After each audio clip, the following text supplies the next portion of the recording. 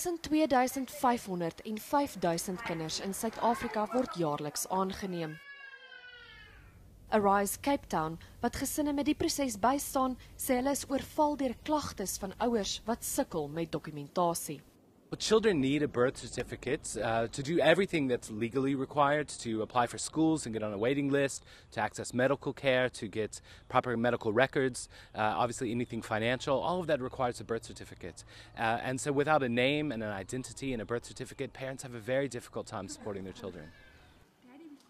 Die Goosen gesin het buiten vir hulle 2 aanneemkinders ook al vir tientalle pleegkinders gesorg.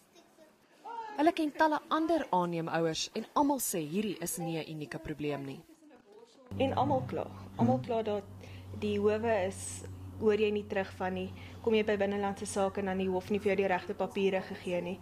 So ja, dit is rooi typ van voor tot agter en is vir almal 'n groot frustrasie. En ek dink dit sit 'n negatiewe spin op aanneming. Maar dit was 'n baie lang en frustrerende proses.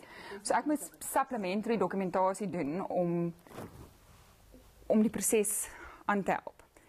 En daar het dit verskriklik lank gevat. Na 8 maande het ek uiteindelik by die inbelsentrum ingekom en hulle het gesê nee, dit moes lankal geeskaleer gewees het. Hoekom het dit geeskaleer nie? Ek sê niemand het vir my gesê dit moet nie.